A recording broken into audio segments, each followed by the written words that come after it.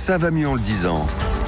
Jean Dorido. Et oui, comme chaque matin, ça va mieux en le disant, on retrouve notre psy Jean Dorido. Bonjour Jean. Bonjour Philippe, bonjour à tous. Bonjour. Alors Jean, ce matin, vous nous parlez d'amour, c'est ça ?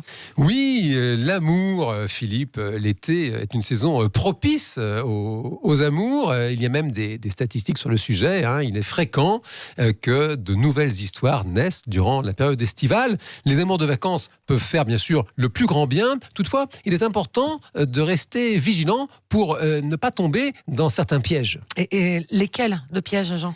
Eh bien, lorsqu'une personne est en vacances, la première chose qui se passe, c'est qu'elle va s'éloigner de ses critères habituels, notamment en termes de normes sociales. Tout ce qu'elle a tendance à s'autoriser d'ordinaire, eh bien, va devenir beaucoup plus distant. Alors ça, bien sûr, ça fait le plus grand bien parce que ça diminue la charge mentale, ça laisse un espace de liberté tout à fait propice, précisément, aux nouvelles rencontres. Toutefois, cela peut avoir un effet un peu pervers dans la mesure où la personne peut finalement, sans s'en rendre compte, s'autoriser des comportements qu'elle risquerait plus tard, une fois revenue dans son contexte habituel, de regretter.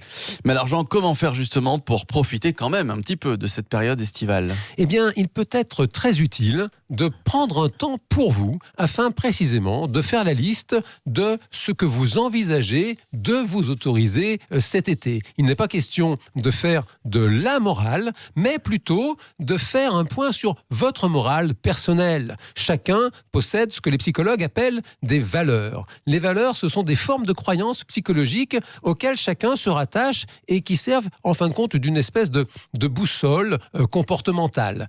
Toutefois, ça aussi, la psychologie nous l'apprend, lorsque nous sommes pris dans le feu de l'action, nous avons tendance, bien sûr, à oublier ces valeurs, ce qui est bien normal et légitime. Alors, c'est important de prendre ce temps personnel pour faire l'inventaire précisément de ces valeurs, afin d'avoir une idée la plus claire possible de ce que vous êtes prêt à vous autoriser. On comprend bien la mécanique, mais est-ce qu'il y a des étapes, on va pas dire à respecter, mais quand même à suivre, ou en tous les cas, à être vigilant ? Oui, alors oui, Christine, bien sûr, effectivement, c'est une bonne question. Une espèce de méthodologie à appliquer. La première règle dont il est important de se souvenir, c'est effectivement de se respecter, c'est-à-dire éviter une certaine forme de dictature des normes sociales. Nous sommes tous, bien sûr, sensibles à l'influence sociale, et l'été, que ce soit à travers les journaux, que ce soit à travers les gros titres de presse ou des séries télévisée, eh bien, chacun peut avoir le sentiment, ma foi, d'être incité à entrer dans des formes de comportement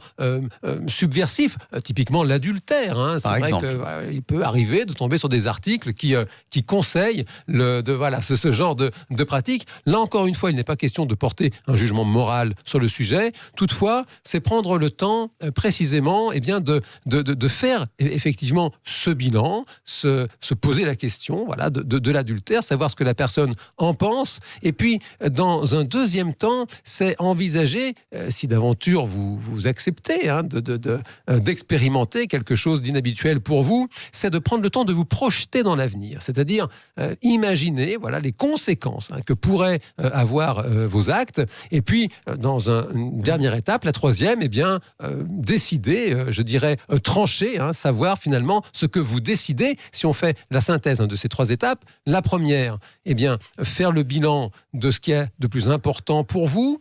La deuxième étape, envisager, vous projeter dans l'avenir, faire ce travail d'imagination. Qu'est-ce que pourrait donner votre décision en termes de conséquences? Et dans un troisième temps seulement, prendre le temps de trancher. C'est comme ça que, ma foi, vous pourrez réussir à vous autoriser des amours de vacances en accord avec vos principes et vos valeurs. Et ça va mieux en le disant. Merci Jean Dorido.